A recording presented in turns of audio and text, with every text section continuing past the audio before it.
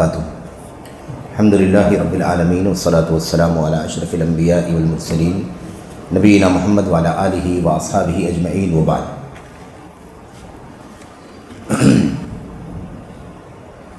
جدید مناہج کی حقیقت کے سلسلے کی آج کی جو کڑی ہمارے سامنے ہے، اس میں انشاءاللہ تبارک و تعالی پچھلے ہی مضمون کو آگے بڑھاتے ہوئے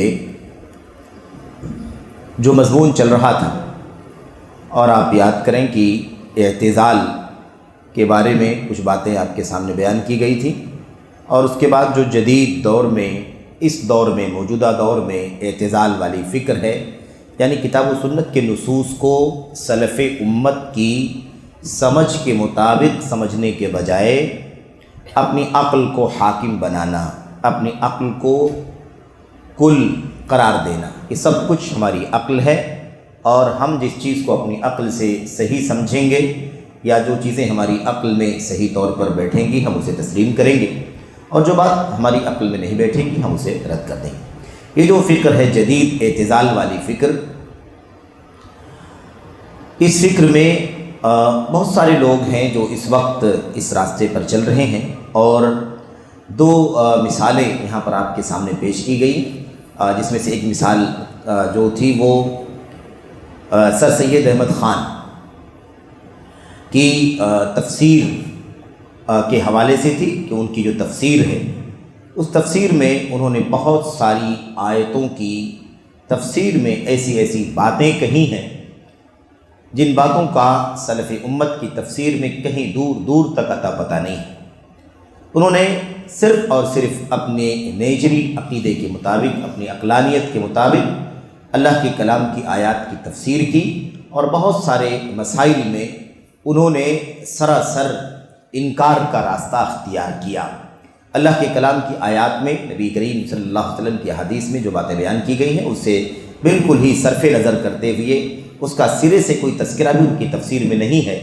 اس آیت کی تفسیر قرآن کی دوسری آیات میں کیا بیان کی گئی ہے، اس آیت کی تفسیر نبی کریم صلی اللہ علیہ وسلم کی حدیث میں کیا بیان کی گئی ہے، ان ساری باتوں سے انہیں کوئی سروکار سرے سے نہیں ہے۔ انہوں نے ساری باتیں اپنی عقل کے مطابق کر دیں، اور اس سلسلے میں فرشتوں کا انکار، ایسے ہی موسیٰ علیہ السلام کا جو معجزہ قرآن کریم کے اندر ذکر کیا گیا ہے، سمندر پر لاٹھی مارنے اور فرعون کے ہلاک ہو جانے، موسیٰ علیہ السلام اور آپ کی قوم مومنین کے نجات پا جانے وغیرہ، اس کا بھی انہوں نے انکار کیا ہے۔ اور اسی طریقے سے میرے بھائیوں، انہوں نے حضرت مریم علیہ السلام کے سلسلے میں بھی جو بات اللہ تبارک و تعالیٰ نے ذکر فرمائی ہے کہ اللہ تعالیٰ نے ان کے بطن سے بغیر شوہر کے، ان کے بطن سے کن کے ذریعے سے اللہ تبارک و تعالیٰ نے حضرت مسیح علیہ السلام کو پیدا فرمایا، اس کا بھی انہوں نے انکار کیا ہے۔ اور یہ کہا ہے کہ مریم کے بارے میں جو بات بیان کی جاتی ہے کہ مریم سے حضرت مسیح بغیر باپ کے پیدا ہوئے اور بغیر شوہر کے پیدا ہوئے، یہ بات صحیح نہیں ہے، بلکہ انہوں نے کہا کہ باقاعدہ ان کا شوہر تھا جس کا نام یوسف تھا، اور یوسف کے نطفے سے حضرت مسیح علیہ السلام یعنی عیسیٰ علیہ السلام پیدا ہوئے۔ یہ ساری باتیں انہوں نے کہی ہیں۔ ایسے ہی سر سید احمد خان نے حج بیت اللہ کی بھی عجیب و غریب منمانی تصوفانہ تفسیر کی ہے، اور بلکہ بہت زیادہ خانہ کعبہ کی توہین کی ہے، تنقیص کی ہے۔ یہ ساری باتیں ان کے یہاں موجود ہیں۔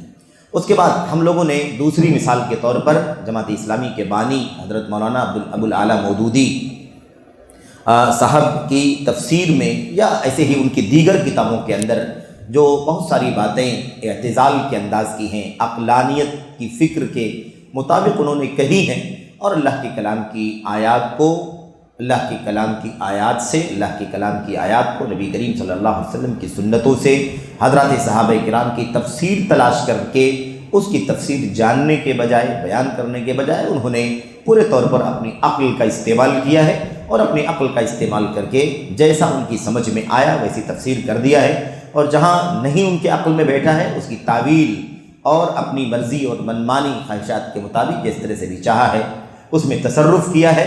یہ ساری باتیں آپ کے سامنے بیان کی جا چکی ہیں۔ اس سلسلے میں جو مزید چند باتیں باقی بچی ہیں وہ بھی آپ کے سامنے پیش کرنا ہے۔ مثال کے طور پر مولانا مودودی کی جو تفسیر ہے تفہیم القرآن، دراصل تفسیر تو اسے کہنا بھی نہیں چاہیے، کیونکہ تفسیر کا مطلب ہوتا ہے کہ شرح کی جائے۔ تفسیر فسر سے ہے، فسر کے معنی تبیین کے ہوتے ہیں، وضاحت کے ہوتے ہیں، اور تبیین اور وضاحت نبی کی سنت سے ہوتی ہے۔ اللہ تبارک و تعالیٰ نے فرمایا ہے وَأَنزَلْنَا إِلَيْكَ الذِّكْرَ لِتُبَيِّنَ لِلنَّاسِ، تو تبیین قرآن کریم کی نبی کریم صلی اللہ علیہ وسلم کے ذریعے سے ہوگی، آپ کی سنتوں کے ذریعے سے تبیین ہوگی۔ تو بہرحال یہ بات سمجھنے کی ہے۔ مولانا مودودی صاحب نے اپنی اس تفسیر میں مزید بہت ساری باتیں ایسی کہی ہیں، خاص طور پر اللہ تبارک و تعالیٰ کے اسماء اور صفات کے سلسلے میں، اللہ تبارک و تعالیٰ کی جو ذاتی صفات ہیں ان صفات کے سلسلے میں خاص طور پر بہت ساری باتیں ایسی کہی ہیں جو سلف صالحین کے منہج کے سراسر خلاف۔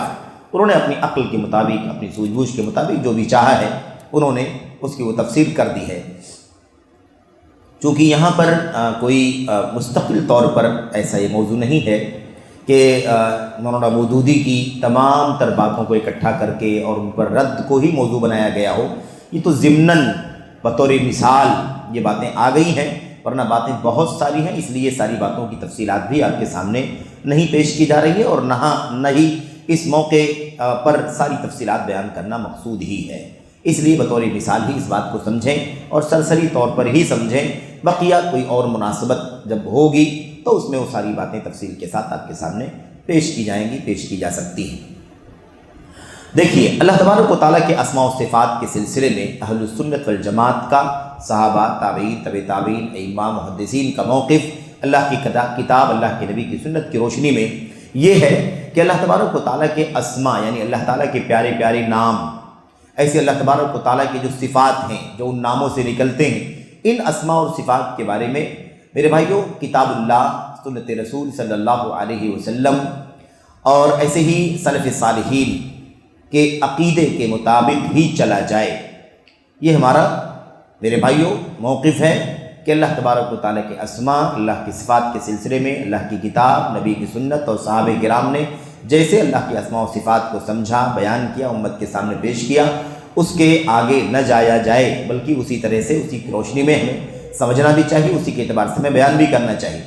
تو ان اسماء و صفات کو اللہ کے شایان شان بیان کیا جائے، جسے امت کے اسلاف نے سمجھ لیا ہے، اسی طرح سے عمل بھی کر لیا ہے، اسی طرح سے بیان بھی کر دیا ہے، امانت کے ساتھ، دیانت کے ساتھ۔ ہمیں چاہیے کہ ہم اسے اللہ کی شایان شان بیان کریں، نہ تو اللہ تعالیٰ کے اسماء و صفات کا انکار کریں، نہ ہی اللہ تبارک و تعالیٰ کے اسماء و صفات کی لفظی یا معنوی تحریف کریں، یعنی نہ تو لفظی طور پر اسے گھمائیں، نہ تو اس کے معنی کو گھمائیں، آگے پیچھے کریں، تصرف کریں، اس کی ایسا بھی نہیں ہونا چاہیے۔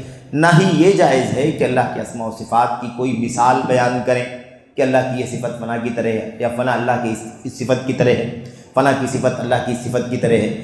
کوئی تشبیہ نہ دی جائے، نہ کوئی تمثیل کی جائے، اور نہ ہی اللہ تبارک و تعالیٰ کی صفات کی کوئی بھی کیفیت بیان کی جائے۔ تمثیل تشبیہ میں یہ ہوتا ہے کہ آدمی کسی چیز سے تشبیہ دیتا ہے، کسی چیز کے مثل قرار دیتا ہے، اور کیفیت میں یہ ہوتا ہے کہ کوئی چیز ممثل بھی نہیں ہوتا ہے، مشبہ بھی نہیں ہوتا کہ فلاں کے مشابہ ہے، لیکن کوئی خاص کیفیت آدمی اپنی زبان سے بول دیتا ہے، یا اپنے ذہن میں اس کا تصور کر لیتا ہے، یا اس کو بیان کر دیتا ہے، تو نہ تو کیفیت بیان کی جائے گی۔ تو چار الفاظ کو ہمیں اللہ تبارک و تعالیٰ کے اسماء و صفات کے بارے میں یاد رکھنا چاہیے۔ نہ تو تعطیل ہونی چاہیے، یعنی نہ تو انکار ہو، اور انکار کے اندر تفویض بھی ہے۔ تفویض کا مطلب یہ ہوتا ہے کہ اللہ تبارک و تعالیٰ کے جو اسماء و صفات آئے ہوئے ہیں، بس اسی کا نام، اسی لفظ کو زبان سے بولا جائے، اس کا معنی ثابت نہ کیا جائے۔ یہ بھی کیا ہے؟ اس کو تفویض کہتے ہیں، اور تفویض بھی تعطیل کی ایک شکل ہے، انکار کی۔ تو نہ تو تعطیل ہو، اللہ کے اسماء و صفات کا انکار بھی نہیں کرنا ہے۔ انکار کیوں کرتے ہیں لوگ، یا انکار جن لوگوں نے کیا ہے، جہمیہ نے مثال کے طور پر کلیہ انکار کیا ہے، اور بھی لوگوں نے انکار کیا ہے، معطلہ جن کو کہتے ہیں، ان لوگوں نے جو انکار کیا ہے، انکار کے پیچھے راز یہ ہے کہ وہ سمجھتے ہیں کہ اگر اللہ کی ان صفات کو ثابت کریں گے، اللہ کے ان ناموں کو ثابت کریں گے، ان سے ان صفات کو ثابت کریں گے، تو پھر تو بندوں کی صفت کے مشابہت لازم آئے گی، اس لیے اس کا انکار کر دو۔ حالانکہ بہرحال بہت موٹی بات ہے، بہت پستی کی بات ہے کہ جب اللہ تبارک و تعالیٰ کی ذات اپنی مخلوقات میں سے کسی کے مشابہ نہیں ہے، تو اللہ تبارک و تعالیٰ کی صفات کسی مخلوق کی صفت سے مشابہ کیوں ہوگی؟ جیسے اللہ کی ذات ویسے جیسے اس کی شان ہے، کوئی مشابہت نہیں، ایسے اللہ کی ساری صفات اس کی شان کے مطابق ہے، کسی سے کوئی مشابہت۔ معاملہ بہت ہی معمولی سا ہے، لیکن ظاہر ہے کہ توفیق ہدایت اللہ تبارک و تعالیٰ کے ہاتھ میں ہے۔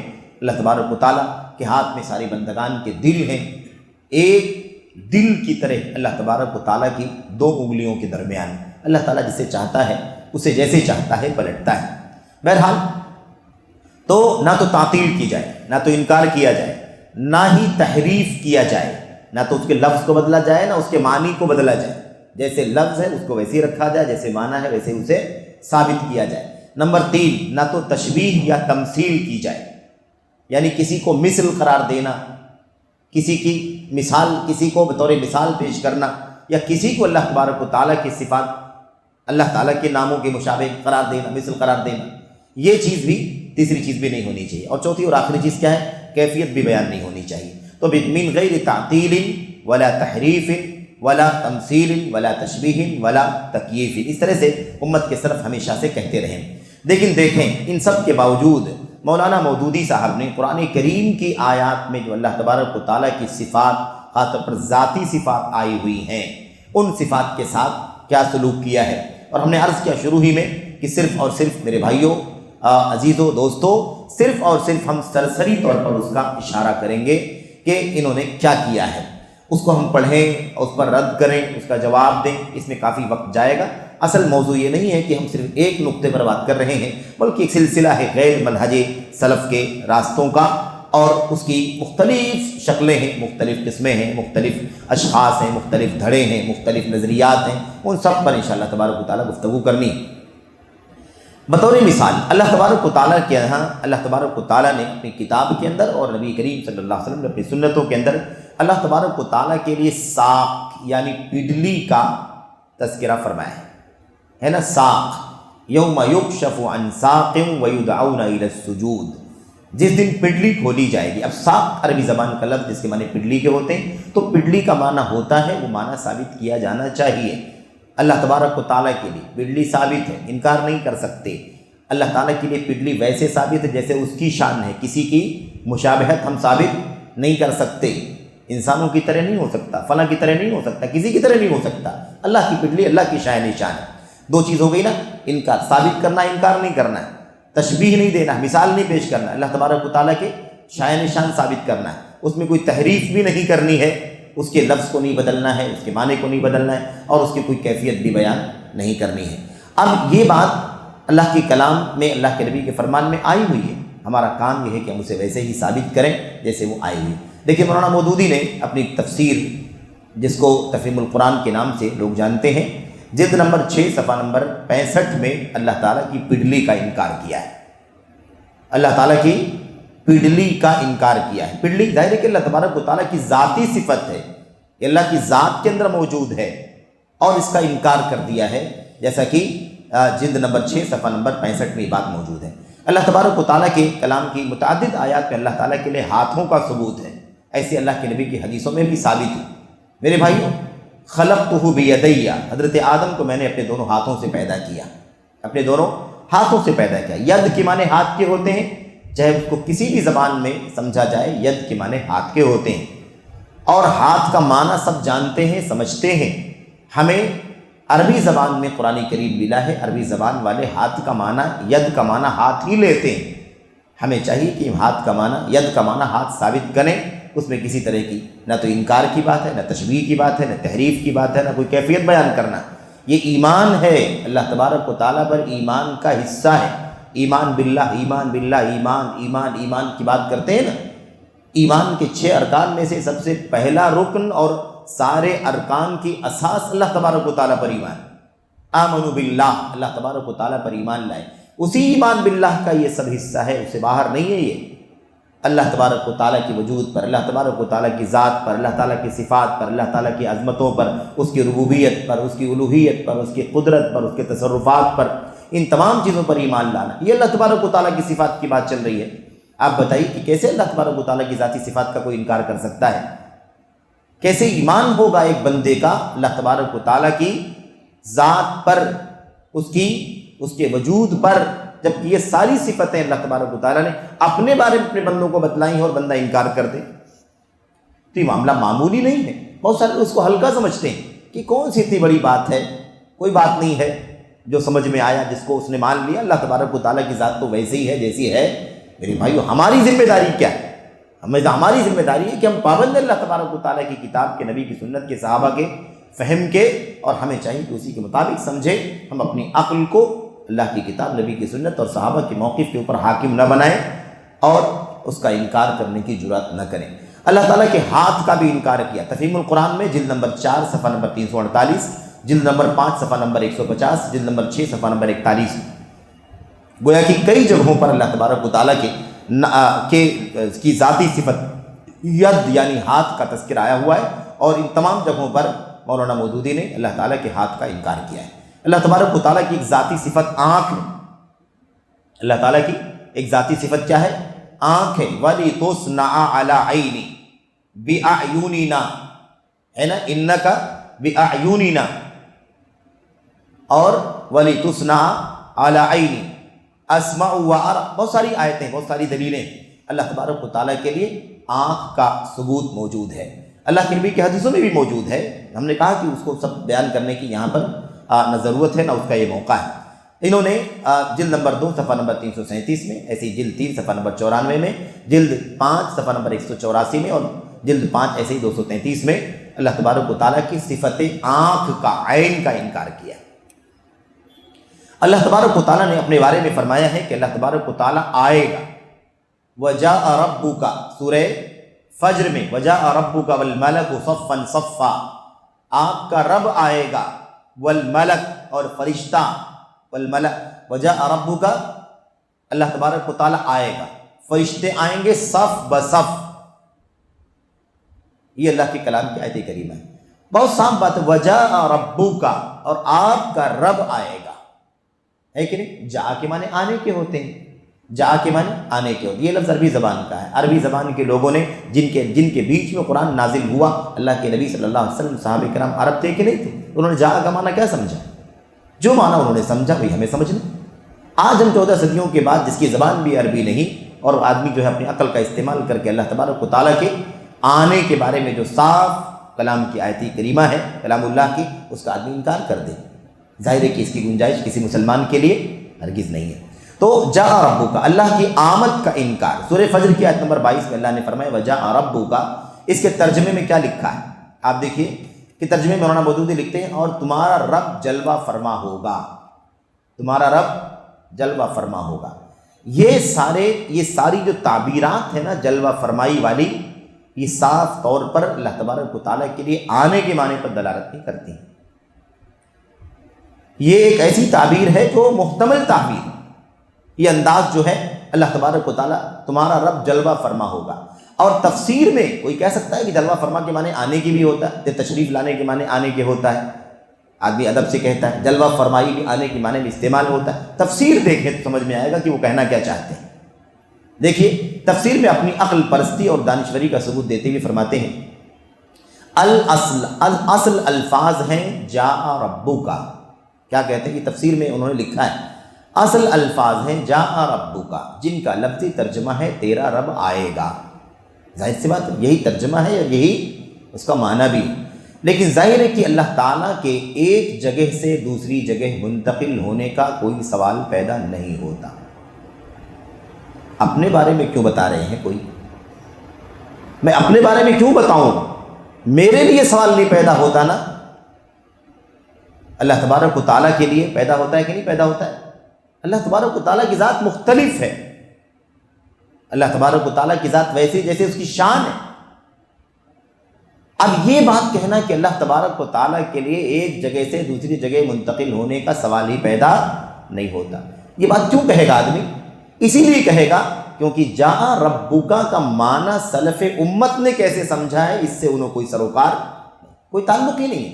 انہوں نے جاننا ہی نہیں چاہا کہ اس کا معنی اللہ کے نبی نے صحابہ کو کیا بتلایا، صحابہ نے اس کا معنی کیا سمجھا، امت تک صحابہ نے اس کا کیا معنی پہنچایا، تب جا کر کے بات واضح ہو جاتی، اختلاف نہیں ہوتا۔ لیکن صرف مجرد عقل، اور آپ دیکھیے آیتوں کی تفسیر میں آپ کو حدیث رسول کہیں دکھائی جلدوں کی جلدیں، اور آپ کو چند حدیثوں کے سوا کہیں کوئی عطا پتہ نہیں ملے گا۔ میرے 4-4 5 جلدوں میں امین حسن اصلاحی نے ایک تفسیر لکھی، انہی کے شاگرد ہیں، تدبر قرآن، کئی جلدوں میں تدبر قرآن لکھی، اور پوری تفسیر میں سمجھتا ہوں کہ چند حدیثوں کے سوا آپ کو حدیثیں نہیں ملے گی۔ میرے بھائیو، اللہ کا کلام اس لیے نہیں اترا ہے کہ ہر آدمی اپنی عقل کا گھوڑا دوڑا کر کے جیسے اس کو سمجھ میں آئے ویسے اس کا معنی سمجھے۔ اللہ نے قرآن اتارا ہے تاکہ نبی ہمیں اس کا معنی کھول کھول کر کے بتلائیں، اور امت نبی کے بتلائے کے مطابق اللہ کے کلام کو سمجھے۔ ہے کہ اس سے کسی مسلمان کو انکار ہو سکتا ہے؟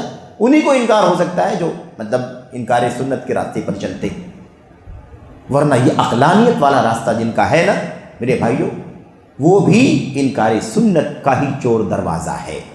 کیونکہ عقل کو اگر مکمل طور پر بیس بنا دیا جائے تو سنت کا ہی انکار لازم نہیں آئے گا، بلکہ قرآن کریم کی آیتوں کا بھی انکار لازم آئے گا، اور اس کی مثالیں ہماری آنکھوں کے سامنے۔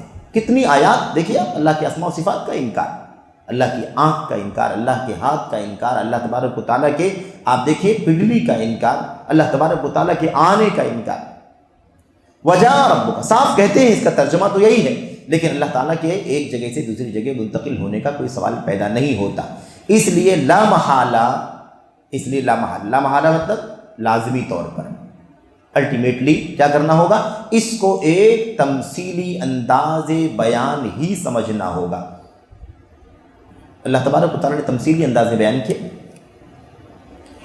جس سے یہ تصور دلانا مقصود ہے کہ اس وقت اللہ تعالیٰ کے اقتدار یعنی حکومت، اختیار، طاقت، اور اس کی سلطانی و قہاری یعنی اس کی بادشاہت اور اس کا سب کے اوپر غالب ہونا، اس کے آثار اس طرح ظاہر ہوں گے جیسے دنیا میں کسی بادشاہ کے تمام لشکروں اور آیان سلطنت کی آمد سے وہ روب طاری نہیں ہوتا جو بادشاہ کے بنفس نفیس خود دربار میں آ جانے سے طاری ہوتا ہے۔ امت کے علماء ابن تیمیہ رحمۃ اللہ علیہ اور دیگر لوگ اور پہلے سے کہتے ہیں من شبہ فقد عطل ومن عطل فقد شبہ، جو اللہ کی صفات کا انکار کرتا ہے وہ پہلے تشبیہ دیتا ہے، اس لیے انکار کرتا ہے، اور جو انکار کر چکا ہے وہ سمجھ لو کہ تشبیہ دینے کی وجہ سے انکار کیا ہے۔ صاف کہا نا؟ واضح ہو گئی کہ نہیں واضح ہو گئی بات؟ جیسے دنیا کے بادشاہ، میرے بھائیو بات جذبات کی ہے، بات غصے کی ہے، بات غیرت کی ہے۔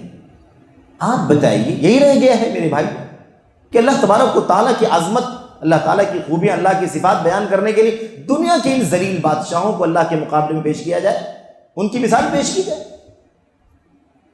اللہ تبارک و تعالیٰ کے لیے تمثیلی انداز بیان ہی سب قرآن کریم کی آیتیں مولانا مودودی کے عقل کے مطابق جیسے حضرت نے چاہا اپنی عقل کے مطابق اس کو گھما گھما کر کے لوگوں کے سامنے پیش کر دیا۔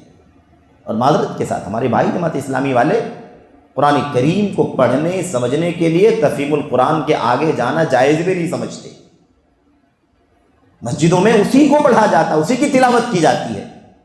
میرے بھائی کم سے کم علم کا دائرہ جہاں تک ہے وہاں تک آگے بڑھو۔ اللہ کے کلام، اللہ کے نبی کے فرمان کو سب سے پہلے مولانا مودودی ہی نے نہیں سنا پڑا کہ انہوں نے اپنی عقل سے اس کی تفسیر کر دی۔ 14 صدیوں کے سارے ہمارے اسلاف گزرے قرآن کریم کی آیات کی تفسیر، اللہ کی کلام کی آیات سے، نبی کی سنتوں سے، صحابہ کے فہم سے، صحابہ کے آثار اور ان کی روایات سے، ان کے اقوال و فرمودات سے ہمیں سمجھنا، یہ ہماری اور آپ کی ذمہ داری ہے۔ دیکھا آپ نے، اسی لیے مولانا مودودی نے وضاحت کر دیا کہ اس کا ترجمہ تو ہوتا ہے آپ کا رب آیا، آپ کا رب آئے گا، تیرا رب آئے گا، لیکن اس سے واضح ہو گیا نا کہ یہ جو کہنا چاہتے ہیں جلوہ افروز ہوگا، تمہارا رب جلوہ فرما ہوگا۔ تمثیل، ایک تمثیلی انداز ہے، بس ایک مثال پیش کرنے کے حساب سے یہ بات ہمیں کہتے ہیں کہ ہمیں یہی ماننا پڑے گا، ورنہ صاف کہتے ہیں کہ اللہ تبارک و تعالیٰ کے لیے سوال ہی پیدا نہیں ہوتا۔ کیوں؟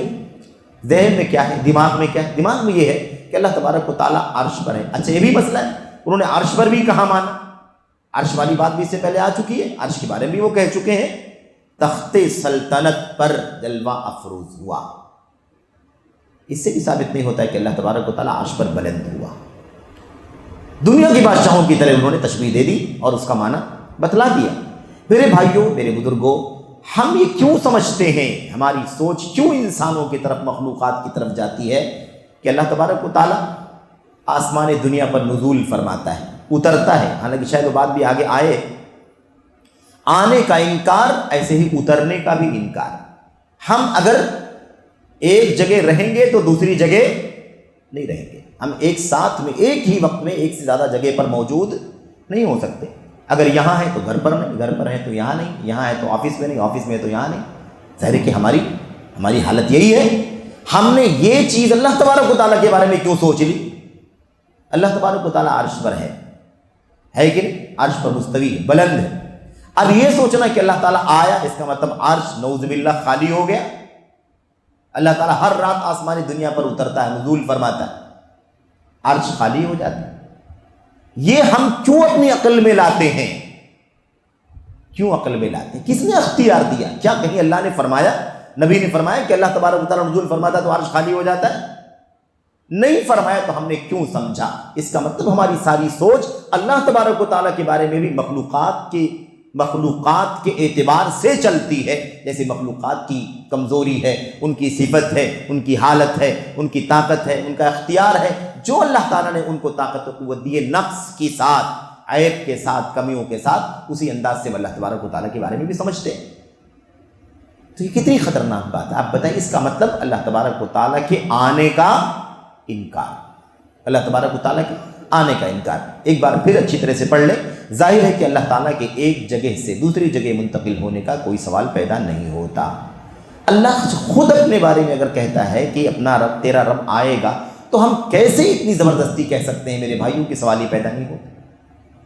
نبی فرماتے ہیں ہر رات آسمان دنیا پر اللہ نزول فرماتا ہے، تو ہم یہ کیوں ماننے کو تیار نہیں کہ اللہ تبارک و تعالیٰ آئے گا، اللہ تعالیٰ نزول فرماتا ہے کما یلیق بجلالہ وعظمتہ، جیسے اس کی شان ہے، جیسے اس کا مقام ہے، جیسے اس کی عظمت ہے، اپنی شان کے مطابق وہ آتا ہے، اپنی شان کے مطابق وہ آئے گا، اپنی شان کے مطابق وہ نزول فرماتا ہے۔ ہم نے کیوں اس کی شان کو گھٹا کر کے اپنی طرح بنا دیا؟ میرے بھائیو، یہ کس قدر تنقیص ہے اللہ تبارک و تعالیٰ، اللہ تعالیٰ کی صفات۔ اسی لیے لمحالہ اس کو ایک تمثیلی انداز بیان ہی سمجھنا ہوگا، جس سے تصور دلانا، مطلب پوری، آپ دیکھیں، پورے طور پر اللہ تبارک و تعالیٰ کے کلام کی اس آیت کریمہ کو گھما کر کے اپنے سارے الفاظ کے جادو سے میرے بھائیو پورے طور پر انکار کر دیا۔ تمثیلی انداز بیان ہی سمجھنا ہوگا، جس سے یہ تصور دلانا مقصود ہے کہ اس وقت اللہ تعالیٰ کے اقتدار اور اس کے سلطانی و قہاری کے آثار، یعنی اللہ تبارک و تعالیٰ آئے گا نہیں، اس کی بادشاہت اور اس کی سلطنت اور اس کے غلبے کے آثار خالی ظاہر ہوں گے۔ سمجھ رہے ہیں؟ یہ ثابت کرتے ہیں جیسے دنیا میں کسی بادشاہ، دیکھا بالکل تشبیہ ہے کہ نہیں، صاف صاف، جیسے دنیا میں کسی بادشاہ کے تمام لشکروں اور آیان سلطنت کی آمد سے وہ روک تاری نہیں ہوتا۔ میرے بھائی، دنیا میں اگر بادشاہ نہ آئے، بادشاہ کے درباری آ جائیں، اس کے خاص لوگ آ جائیں، اس کا عملہ آ جائے، اس کی فورس آ جائے، ظاہر سی بات ہے کہ بادشاہ کے آنے سے جو ہیبت طاری ہوگی، جو روب طاری ہوگا، ظاہر ہے کہ اس کے سارے خاص لوگوں کے آنے سے بھی وہ روب طاری نہیں ہوگا۔ اس طرح سے جیسے دنیا کی حالت ہے، یہی بات انہوں نے اٹھا کر کے کس کے لیے کہہ دی؟ اللہ تبارک و تعالیٰ کے۔ گویا کہ اللہ جو اپنے بارے میں بتلاتا ہے وہ ہم ماننے کے لیے تیار نہیں۔ کیوں نہیں مان رہے؟ ہماری عقل نہیں سمجھ بیٹھ۔ اللہ کے لیے یہ بات ماننا ممکن نہیں ہے، کہہ رہے ہیں۔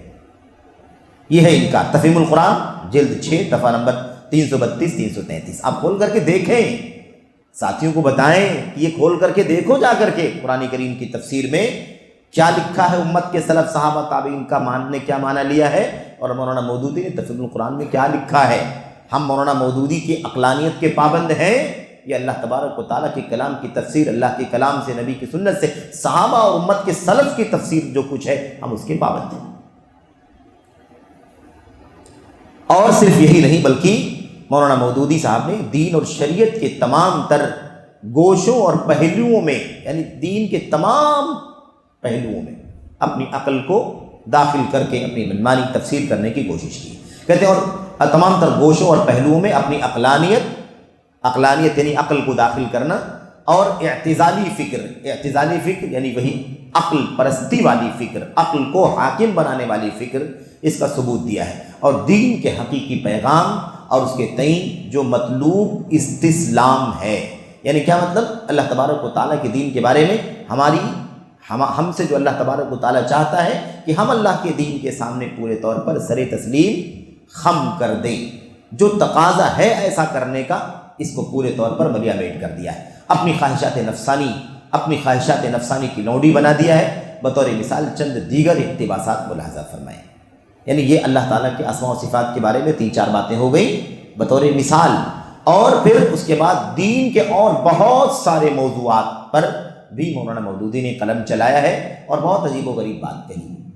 میرے بھائیوں، یہ بات بار بار کہی جا رہی ہے کہ یہ دین اور عقیدے اور منہج کی غیرت کی بنیاد پر یہ باتیں کہی جا رہی ہیں۔ کسی کی ذات سے نہ کبھی نفرت رہی ہے نہ کبھی نفرت رہے گی۔ ذات سے کیا نفرت ہے؟ آپ کے اس منہج سے نفرت ہے، آپ کے اس نظریے سے نفرت ہے، آپ کی اس عقلانی فکر سے نفرت ہے، اور نفرت کرنا دین ہے، اس کی تردید کرنا دین ہے، اس کی مذمت کرنا قرآن و سنت پر عمل ہے۔ اس لیے یہ سارے کام کیے جا رہے ہیں، ورنہ کسی کی ذات سے کوئی لینا دینا نہیں۔ میرے بھائیوں، ہر شخص سے بطور انسان، بطور اللہ کا بندہ، ایک انسانی ایک تعلق جیسے ہونا چاہیے وہ ہے، اور پھر اس کے بعد مزید جو چیزیں ہوتی ہیں وہ ایمان، عقیدے، عمل، تقوی، اخلاق، الہیت کی بنیاد پر ہوتی ہیں۔ اگر وہ اس میں خلل ہے تو وہ خلل ملحوظ ہے۔ اللہ تبارک و تعالیٰ کے لیے دوستی، اللہ تبارک و تعالیٰ کے لیے دشمنی، اللہ تعالیٰ کے لیے کسی سے محبت، اللہ تبارک و تعالیٰ کے لیے کسی سے بغض و نفرت، یہ دین اسلام کا، ایمان کا سب سے مضبوط کڑا ہے۔ اوثق عور الایمان الحب فی اللہ والبغض للہ۔ اس لیے ضروری ہے تو بات سمجھیں، چند مثالیں مزید آپ غور کریں۔ نمبر ایک، پہلی مثال کیا ہے؟ مولانا مودودی کا خود ساختہ تصور عبادت۔ عبادت قرآن کریم کے اندر یہ لفظ بار بار آیا ہوا ہے نا، بلکہ ہماری اور آپ کی پیدائش کا مقصد ہی عبادت بتلایا گیا ہے۔ الا لیعبدون، تاکہ یہ جن و انس میری عبادت کرے، یہ مقصد ہے۔ عبادت کا معنی جب ہم قرآن کی آیتوں میں، اللہ کے نبی کی حدیثوں میں پڑھیں تو اس کا معنی جاننے کی کوشش کریں۔ عبادت کا لفظی معنی ہوتا ہے پست ہو جانا، حقیر ہو جانا، نیچے ہو جانا، ذلیل ہو جانا، یعنی اللہ تبارک و تعالیٰ کی عبادت، یعنی ہم بندے ہیں، عبد ہیں، اور اللہ کی عبادت کرنی یعنی غلام ہیں، غلام بن کر کے رہنا ہے۔ اور جیسے اللہ تبارک و تعالیٰ کو مطلوب ہے، ایسے ہی اپنے آپ کو بندہ بن کر کے، اپنے آپ کو بندے کی حیثیت سے رکھ کر کے اللہ تبارک و تعالیٰ کی ہمیں عبادت کرنی ہے، اللہ تبارک و تعالیٰ کی بندگی کرنی۔ تو عبادت کے اندر کیا ہے؟ عبادت کے اندر یہ ہے کہ اللہ تبارک و تعالیٰ سے بندہ محبت کرے، اللہ تبارک و تعالیٰ سے ڈرے، اور اللہ تبارک و تعالیٰ کے سامنے خشوع اختیار کرتے ہوئے اس کا کہا مانے، چاہے اس کا تعلق زبان سے ہو، اس کا تعلق میرے بھائیوں عمل سے ہو، اس کا تعلق عبادت سے ہو، اس کا تعلق عقیدے سے ہو، کسی بھی چیز سے ہو، ظاہری اعمال ہو، باطنی اعمال ہو، یہ سب کے سب جو بھی ہے یہ عبادت کا حصہ ہے۔ مولانا مودودی اپنی تفسیر کے اندر بھی بہت ساری باتیں ہیں، اور دیگر کتابوں کے اندر بھی بہت ساری باتیں ہیں۔ خود ساختہ تصور عبادت، یعنی اپنی طرف سے بنایا ہوا تصور عبادت۔ انسان خواہ خدا کا قائل ہو، یہ دیکھیے، انسان خواہ خدا کا قائل ہو یا منکر۔ خدا کے بارے میں اس سے پہلے بات آ چکی ہے کہ خدا اللہ کا نام نہیں ہے، اس لیے اللہ کا وہی نام لیا جائے جو اللہ کی کتاب میں، نبی کی سنت میں آئے، اس کا پورا اہتمام ہونا چاہیے۔ ہم نے اس سے پہلے بھی ذکر کیا تھا کہ کوئی بھی شخص اپنے نام کے سوا کوئی دوسرے نام سے اگر اسے پکارا جائے تو پسند نہیں کرتا ہے۔ تو اللہ تبارک و تعالیٰ کے اتنے سارے نام ہیں، تو پھر ہمیں مزید کوئی نام لانے کی ضرورت کیا ہے؟ ایما تدعو فلہ الاسماء الحسنی، بہت سارے نام جس نام سے بھی پکارو، تو خدا نہیں استعمال کرنا چاہیے، لیکن ٹھیک ہے استعمال ہوا ہے تو ہم اس کو پڑھ رہے ہیں۔ انسان خواہ چاہے خدا کا قائل ہو یا منکر، یعنی اللہ تبارک و تعالیٰ کو مانتا ہو یا اللہ تعالیٰ کا انکار کرنے والا ہو، خدا کو سجدہ کرتا ہو یا پتھر کو، یعنی اللہ کو سجدہ کرے یا کسی پتھر، یعنی مخلوق کو سجدہ کرے پتھر کو، خدا کی پوجا کرتا ہو یا غیر خدا کی، یعنی اللہ کی عبادت کرے یا غیر اللہ کی عبادت کرے، سب وہ قانون، جب وہ قانون فطرت پر چل رہا ہے اور اس قانون کے تحت ہی زندہ ہے تو لا محالہ وہ بغیر جانے بوجھے، بلا عمد و اختیار، توأن و کرہن خدا ہی کی عبادت کر رہا ہے۔ 1,24,000 نبی آئے، رسول آئے، کس لیے آئے تھے؟ سب کی قومیں تو پتھر پوجتی تھیں، کیوں اتنی لڑائی، کیوں اتنا جھگڑا، کیوں اتنی جنگیں، کیوں اتنا خون بہایا گیا؟ کیوں آخر وجہ کیا ہے؟ اتنی ساری جنگیں ہوئیں، اتنا خون بہا، ہزاروں کی تعداد میں مسلمان شہید ہوئے اسی توحید کے لیے۔ ایک اللہ کی عبادت، نہ پتھر، نہ شجر، نہ حجر، نہ شمس، نہ قمر، نہ سورج، نہ چاند، نہ ستارے، ہے کہ نہیں؟ یہ کیا بات ہوئی میرے بھائی؟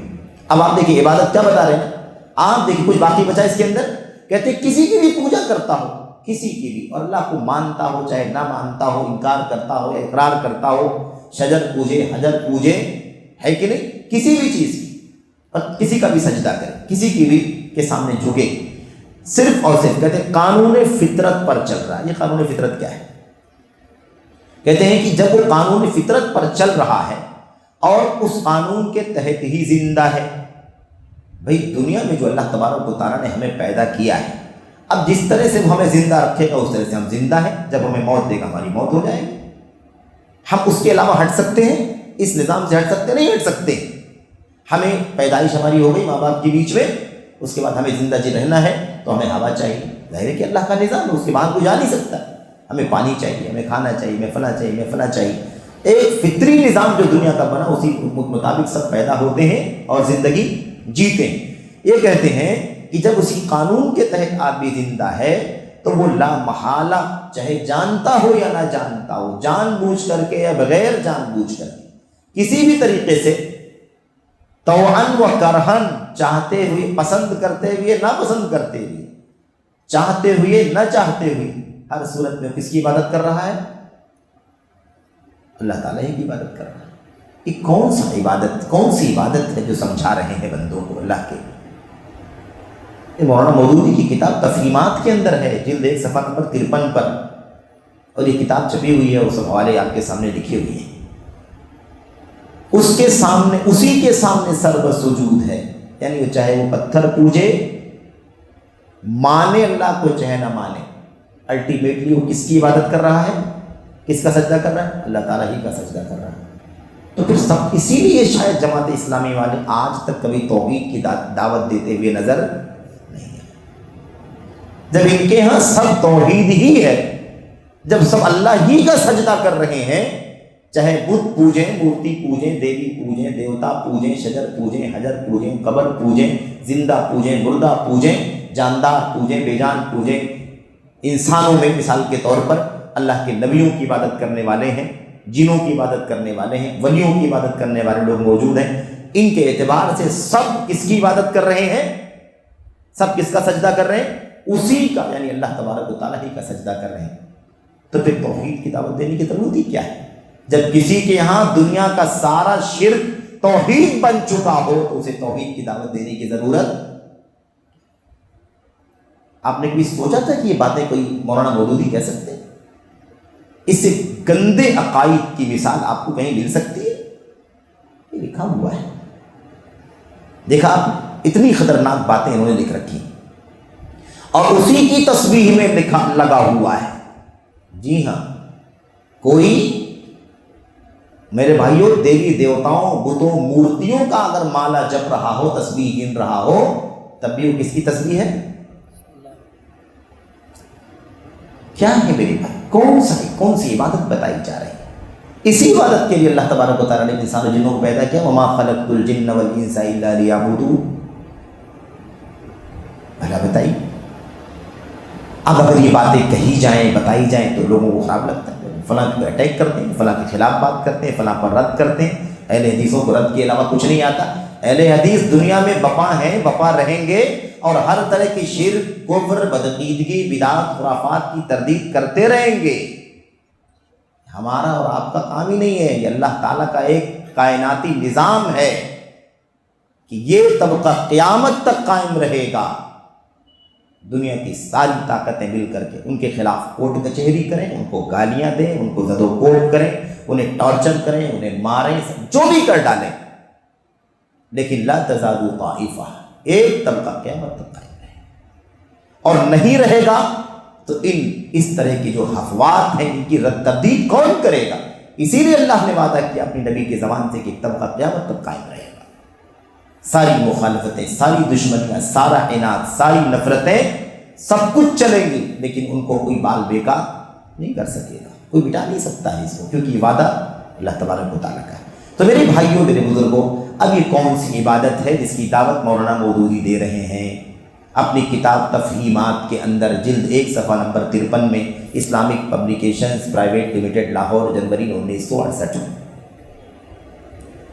میرے بھائیوں، یہ ہے عقیدے کا مسئلہ، اور ہم نے اسی لیے کہا پوری جماعت اسلامی میں از اول تا آج کسی نے کسی ریئیکشن میں کوئی عقیدے کی کتاب اٹھا لیا ہو، توحید کی کتاب ڈال دیا ہو، ہے نا، مثال کے طور پر اپنے کسی مسجد میں، مدرسے میں، مکتب میں، لائبریری میں یا کسی جگہ، تو میں اس کا انکار نہیں کرتا۔ ہو سکتا ہے کہ ریئیکشن میں سننے میں آتا ہے کہ ریئیکشن میں لوگ کہتے ہیں کہ آپ کے بارے میں، جماعت اسلامی کے بارے میں لوگ کہتے ہیں ان کے پاس تو عقیدہ کا کوئی کتاب ہی نہیں، ان کے پاس تو توحید کی کوئی تعلیم ہی نہیں ہے۔ تو اس ریئیکشن میں ہم نے سنا ہے کہ بعض مدرسوں میں یا بعض جگہوں پر کچھ لوگوں نے چھوٹی چھوٹی کتابیں یا کتاب و توحید وغیرہ لے کر کے پڑھانا شروع کر دیا۔ وہ کیا پڑھاتے ہیں، کیا تشریح کرتے ہیں، یہ تو وہی ذمہ دار ہیں،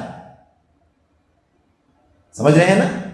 ورنہ پوری جماعت اسلامی از اول تا آج ان کے یہاں دنیا کے سارے موضوعات پر لٹریچر موجود ہے، لیکن اللہ کی توحید کا، توحید عبادت کا کوئی بھی سبق امت کو پڑھانے کے لیے تیار نہیں، اور اس کی وجہ یہی ہے جو دکھائی دے رہی ہے۔ عبادت یہ ہے، کسی کی بھی پوجا کرو، وہ ایکچوئل میں کس کی پوجا ہے؟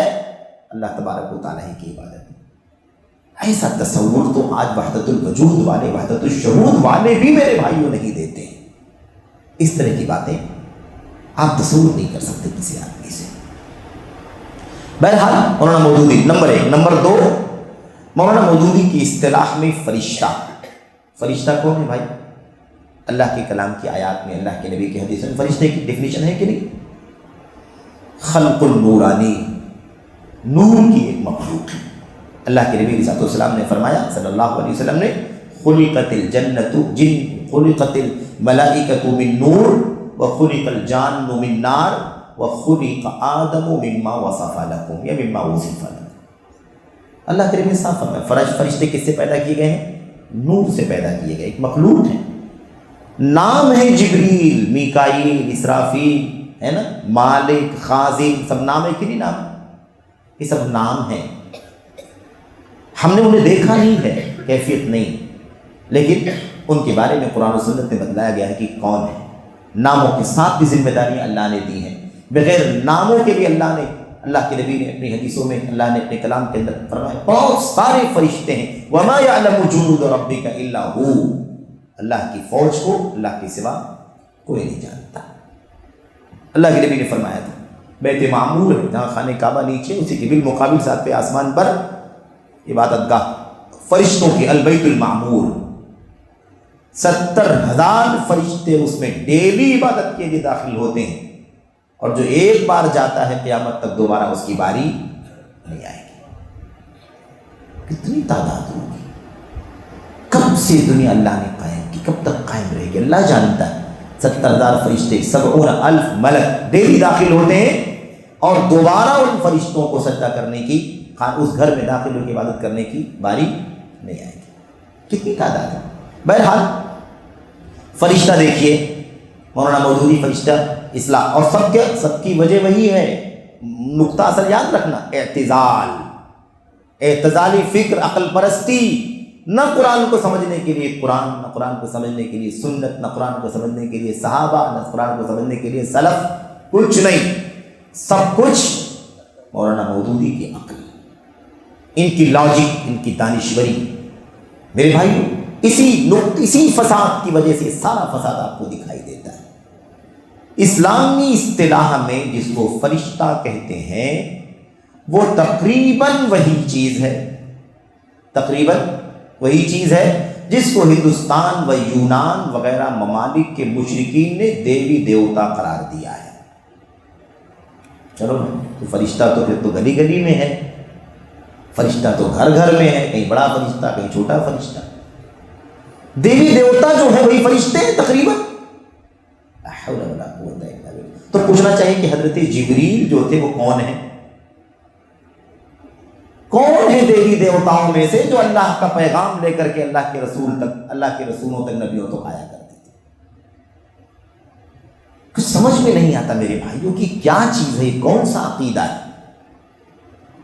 اور یہ بہت واضح سی بات ہے، جو اللہ کے اس نازل کردہ کلام نبی کے فرمان کے اصولوں سے ہٹ کر کے اپنی عقل کو حاکم بنائے گا، وہ یہ تو کچھ بھی نہیں ہے، نہ جانے کہاں تک جا سکتا ہے، اس کی کوئی حد نہیں ہے۔ اسی لیے آپ دیکھ رہے ہیں کہ ایسی ایسی باتیں جو انسان تصور نہیں کر سکتا ہے ایک مسلمان۔ اب فرشتے الملائکۃ المقربون، اللہ کے قریب ترین فرشتے، میرے بھائی، لا یعصون اللہ ما امرهم ویفعلون ما یؤمرون، اللہ کے حکم کی کبھی نافرمانی نہیں کرتے، جو اللہ کا حکم آتا ہے فوراً کر گزرتے ہیں۔ یہ دیوی دیوتا، یہ مورتیاں، یہ بت، یہ اسٹیچیوز جو دکھائی دے رہے ہیں، یہ سب فرشتے ہیں۔ حیرت ہوتی ہے کہ نہیں ان تمام باتوں پر۔ یہ مولانا مودودی نے اپنی کتاب تجدید و احیاء دین صفحہ نمبر 10 میں لکھا ہے۔ اس کے بعد نمبر 3، ہم نے کہا نا کئی طرح دین کے مختلف گوشوں میں، اب دیکھا ایک عبادت کا پہلو ہے اور یہ فرشتے کا مسئلہ ہے۔ اب اس کے بعد آئیے دیکھیے حدیثوں کے سلسلے میں، اللہ کے نبی کی حدیث آئی ہے نا مجدد کے بارے میں، ان اللہ یبعث علی رأس کل 100 سنۃ من یجدد لها دینہ، اللہ تبارک و تعالیٰ ہر 100 سال کے آغاز میں ایسے شخص کو بھیجے گا، پیدا کرے گا، اٹھائے گا، جو امت کے دین کو رینیو کرے گا۔ بہت سارے 100 سال کے بیچ میں بہت سارے عقیدے، گمراہیاں، فسادات، بدعات، خرافات، انحرافات آ جاتی، اللہ تعالیٰ ہر 100 سال پہ مجدد پیدا کرے گا جو اللہ کے دین کو گندگیوں سے، بدعات سے، خرافات سے، شرکیات سے، بکواس سے، عقلانیت سے کیا کرے گا؟ پاک کرے گا، اس کو ایک نئی شکل میں رینیو کرے گا۔ یہ تاریخ پر نظر، اللہ کے نبی نے کیا فرمایا؟ حدیث اس لیے پڑھی گئی کہ اللہ کے نبی نے فرمایا ہر 100 سال پر، علی رأس کل 100 سنہ، ہر 100 سال کے سر پہ، یعنی ہر 100 سال کے آغاز میں۔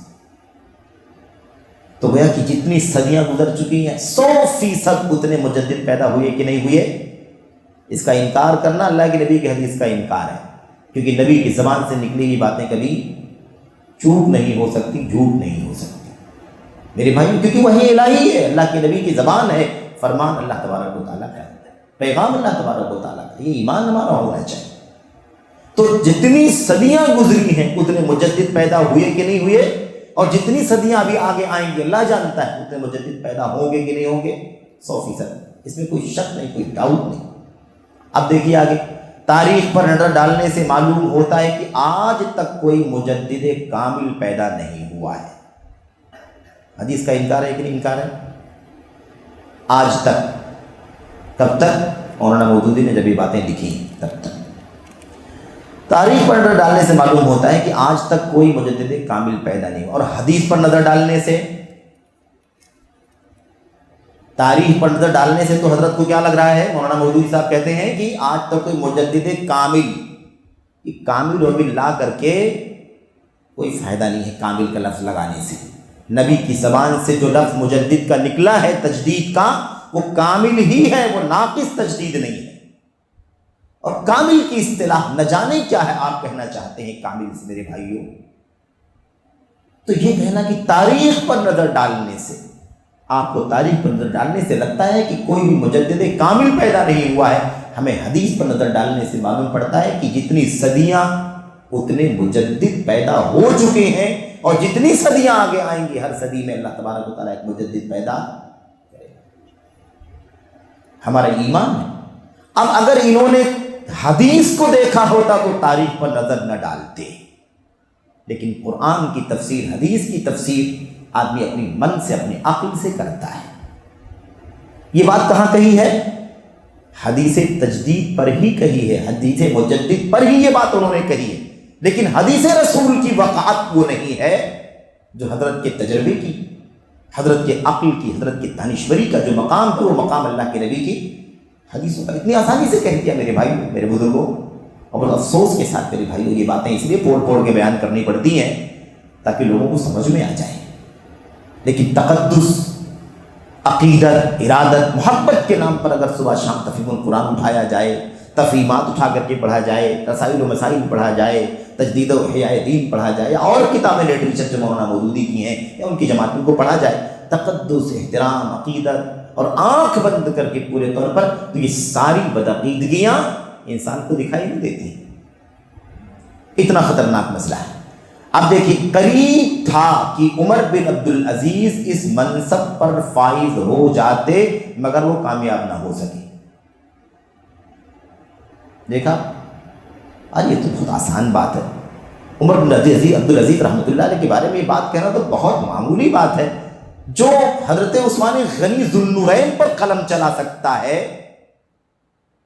میرے بھائیوں، معاویہ بن ابو سفیان پر نہ جانے کیا کیا کہہ سکتا، عثمان غنی کو نہ جانے کیا کیا اتہامات اور الزامات سے میرے بھائیوں متہم کر سکتا ہے، تو عمر بن عبدالعزیز کا مقام تو ظاہر ہے کہ بہت بات کا ہے۔ تو عمر بن عبدالعزیز رحمۃ اللہ علیہ کے بارے میں کیا لکھا؟ قریب تھا۔ میرے بھائیوں، یہ تعبیرات کتنی خطرناک ہیں۔ ایسا لگتا ہے کہ گویا کہ سب جانا پہچانا ہوا ہے، اوپر سے نیچے، ماضی، حال، مستقبل سب پتہ ہے، کیا کرنا چاہیے تھا، کیا نہیں کر سکے، اس لیے قریب تھا کہ وہ کرتے، قریب تھا لیکن نہیں کر سکے۔ کہتے قریب تھا کہ عمر بن عبدالعزیز اس منصب پر فائز ہو جاتے مگر وہ کامیاب نہ ہو سکے۔ ان کے بعد جتنے مجدد پیدا ہوئے، ان میں سے ہر ایک نے کسی خاص شعبے یا چند شعبوں ہی میں کام کیا، مجدد کامل کا مقام ابھی تک خالی ہے۔ یہ اللہ کے نبی کی حدیث کے ساتھ مولانا مودودی کا رویہ ہے۔ نبی کہتے ہیں ہر 100 سال پر مجدد پیدا ہوگا، مَن یجدد لہا دینہا، جو اس کے دین کی، امت کے دین کی تجدید کرے گا۔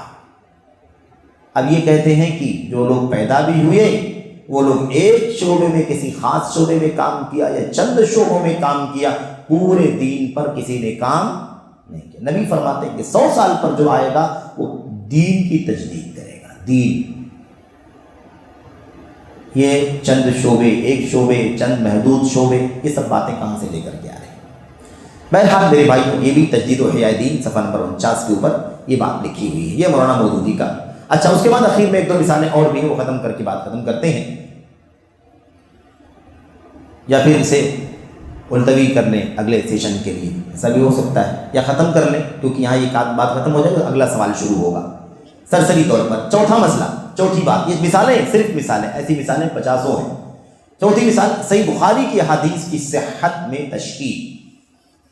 اور آپ دیکھیے، کسی آدمی سے کسی مسئلے میں چوک ہو جانا الگ چیز ہے، کسی مسئلے میں غلطی ہو جانا یہ عام بات ہے، اور کسی بھی انسان سے یہ چیز ہو سکتی ہے، غیر نبی سے یہ چیز ہو سکتی ہے اور وہ غلطی رہ سکتی ہے انسان سے، لیکن عمدن و قصدن، جان بوجھ کر کے یہ بات کہنا کرنا، اللہ کے نبی کی ساری حدیثوں کو، ساری سنت کو بے وزن قرار دینا، غیر معتبر قرار دینا، یہ کتنی بڑی جرأت ہے جو یہاں پر ہمیں پڑھنے میں، دیکھنے میں مل رہی ہے۔ صحیح بخاری میرے بھائیوں، تلقتہ الامۃ بالقبول، ساری امت نے اسے متفقہ طور پر مستند معتبر مانا ہے، اور وہ جذباتی مسئلہ نہیں، اصولی مسئلہ ہے۔ رجال، راویان، صحت، تعلیل، تضعیف، قواعد، اصول، ضابطے، جو اصول حدیث کے، مصطلح الحدیث کا جو فن ہے میرے بھائیوں، اس پر حدیثوں کے پرکھنے کا جو سب سے اعلیٰ معیار ہو سکتا تھا پوری دنیا میں، وہ حضرت امام بخاری نے اپنی کتاب کے اندر ملحوظ کیا ہے۔ صحیح بخاری کے اندر، بقیہ کتابوں میں نہیں، صحیح بخاری میں۔ اب صحیح بخاری پر انگلی چلا رہے ہیں، قلم چلا رہے ہیں، انگلی اٹھا رہے ہیں مولانا مودودی۔ صحیح بخاری میں تکرار کے ساتھ 7000 کچھ سو حدیثیں ہیں، بغیر تکرار کے 4000 کچھ سو حدیثیں ہیں۔ ایک تخمینے کے مطابق، میں ایگزیکٹ تعداد پر بات نہیں کر رہا ہوں آپ کے سامنے۔ اب آپ بتائیں کہ اگر یہ بات کہی جائے کہ صحیح بخاری کی حدیث بھی قابل اعتبار نہیں ہے، ایسا نہیں ہے کہ صحیح بخاری پر ہی صحیح بخاری معتبر مان لیا جائے، اس میں کوئی چوک نہیں، اس میں کوئی غلطی نہیں، کیسے امام بخاری کی کتاب کو صحیح مان لیا؟ اگر اس طرح کا ذہن امت کے اندر پیدا کیا جائے تو اس کا مطلب یہ ہے کہ صحیح بخاری کی حدیثوں کو غیر معتبر ثابت کیا جا رہا ہے۔ صحیح بخاری ہی کے اندر 7,000 کے قریب حدیثیں، وہ سب کے سب مشکوک ہو جائیں گی کہ نہیں ہو جائیں گی؟ اور جب صحیح بخاری مشکوک ہے تو صحت کا جو درجہ صحیح بخاری کا ہے، ساری کتابیں اس کے بالمقابل کم درجے کی ہیں۔ صحیح مسلم مشکوک، ابو داؤد کی صحیح حدیثیں، ترمذی کی حدیث صحیح حدیثیں، ایسے ہی نسائی کی، ابن ماجہ کی، بہقی کی وغیرہ وغیرہ۔ میرے بھائی مسند احمد وغیرہ کی ساری کتابیں کیا ہیں؟ سب کے سب غیر معتبر ہیں۔ یہ دیکھیے جناب، کوئی شریف آدمی یہ نہیں کہہ سکتا، پوری امت شریف نہیں ہے تو کیا شریر ہے؟ کیا کہتے ہیں؟ کوئی شریف آدمی یہ نہیں کہہ سکتا کہ اس میں جو 6-7 ہزار احادیث درج ہیں وہ ساری کی ساری صحیح ہیں۔ صحیح بخاری کے بارے میں جماعت اسلامی کو پہچانیے کے حوالے سے بات موجود ہے، اور یہ بات ان کی کتاب کے اندر موجود ہے۔ اب آپ سوچئے کتنا بڑا مطلب یہ دعویٰ ہے صحیح بخاری کے بارے میں، صحیح بخاری کی حدیث کے بارے میں، اور ساتھ ہی ساتھ یہ کہنا کہ کوئی شریف آدمی نہیں کہہ سکتا۔ پوری امت کو کیا کہنا چاہتے ہیں مولانا مودودی؟ پوری امت نے اجماع کیا ہے، پوری امت کا اتفاق ہے کہ صحیح بخاری کے اندر اصح الکتب بعد کتاب اللہ۔ اور آپ کو بالمناسبہ صرف سرسری طور پر اشارہ کروں کہ تاریخ میں ایسے بہت سارے مطلب نمونے موجود ہیں، بعض علماء کے، محققین کے، مدققین کے، باریک گہرا علم رکھنے والوں کی بھی مثالیں موجود ہیں جنہوں نے صحیح بخاری کی احادیث پر، اس کے رجال پر، اس کی سندوں پر اعتراض کیا ہے، اعتراض کرنے کی کوشش کی ہے۔ سمجھ رہے ہیں؟ ماضی میں بھی، پرانے دور میں، امام بخاری کے بعد کے ہی دور میں بھی یہ کام کیا گیا، کئی لوگوں نے کیا، اور آج بھی بہت سارے لوگ کرتے ہیں۔ لیکن ماضی سے لے کر کے حاضر تک، آج تک امام بخاری کی کتابوں پر، کہ امام بخاری کی کتاب کی حدیث پر جو اعتراضات کیے گئے ہیں، ان اعتراضات میں 99.99% سمجھ رہے ہیں نا، حق امام بخاری کے ساتھ ہے۔ 0.1% کوئی کہہ سکتا ہے کہ امام بخاری کے ساتھ حق نہیں ہے، ورنہ تقریباً 100% حق کس کے ساتھ ہے؟ امام بخاری کے ساتھ۔ امام بخاری کا موقف صحیح ہے، حدیث صحیح ہے، اعتراض کرنے والوں کا اعتراض غلط ہے۔ یہ 99.99 کی بات چل رہی ہے میرے بھائیو۔ اس سلسلے میں تفصیلات ہیں، کتابیں ہیں، ابن رشید الدین کی ہے، ایسے مثال کے طور پر امام دار قطنی نے بھی اس وقت اعتراض کیا تھا، اور آج بھی بہت سارے لوگ کہتے رہتے ہیں۔ خیر، اس سلسلے میں اردو میں جو کتاب ہے دفاع بخاری یا دفاع صحیح بخاری کے نام سے، اس نام سے جو تفصیلی کتاب ہے، اسے اردو میں پڑھنے کی ضرورت ہے۔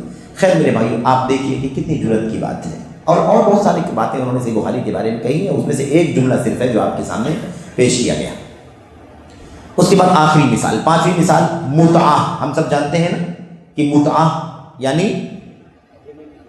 ایک کہہ لیجیے کہ وقتی نکاح ہے نا، ٹیمپریری نکاح، چند گھنٹوں کے لیے، چند دنوں کے لیے، 2 دن، 4 دن، ہفتہ، عشرہ، یا اس سے بھی گھنٹے 2 گھنٹے کے لیے آدمی نکاح اس زمانے میں کر لیا کرتا تھا۔ شروع میں یہ چیز منع نہیں کی گئی تھی، بعد میں اس چیز سے اللہ کے نبی علیہ السلام نے صاف لفظوں میں منع فرما دیا، اور متعہ کو پورے طور پر حرام قرار دیا گیا، منع قرار دیا گیا۔ لیکن اس کے باوجود آپ یہ بات سنیے، پڑھیے، اس میں آپ دیکھیں گے مولانا مودودی نے متعہ کو حلال کرنے کے لیے ایک لمبی چوڑی فلسفے والی بات اور ایک پوری تصویر بنائی، ایک ماحول کشید کیا ہے کہ ایسا ماحول بن جائے تو متعہ بھی جائز ہو سکتا ہے۔ متعہ کو حلال ٹھہرانے کے لیے باطل اور مضحکہ خیز تعبیر، یعنی ہنسی والی تعبیر۔ فرض کیجئے، یہ دیکھیے، فرض کیجئے، کیوں فرض کریں بھائی؟ یہ بات لانے کی ضرورت کیا تھی؟ فرض کیجئے کہ ایک جہاز سمندر میں ٹوٹ جاتا ہے، شپ، سمندر والی مطلب پانی والی، بحری ہے نا، جہاز سمندر میں ٹوٹ جاتا ہے، اور ایک مرد و عورت کسی تختے پر بہتے ہوئے ایک ایسے سنسان جزیرے پر جا پہنچتے ہیں جہاں کوئی آبادی موجود نہ ہو۔ اس کا اگر اس کے بالمقابل اگر معمولی سی بھی اگر محنت کر لیے ہوتے تو شاید یہ سب تعویل کرنے کی ضرورت نہ پڑتی۔ آپ دیکھیے بتوں کو حلال کرنے کے لیے مولانا مودودی نے کتنی لمبی چوڑی بات بیان فرمائی، فرض کرو ایسا ہو جائے تو ایسا ہو جائے تو ایسا ہو جائے، تو ایسی پوزیشن سچویشن آ جائے تو متع جائز ہوگا۔ تو جب وہ پوزیشن کسی کے پاس آتی وہ مسئلہ پوچھتا تو بتاتے نا امت کے لوگ، آپ کو ابھی سے راستہ کھولنے کی کیا ضرورت ہے کہ نہیں؟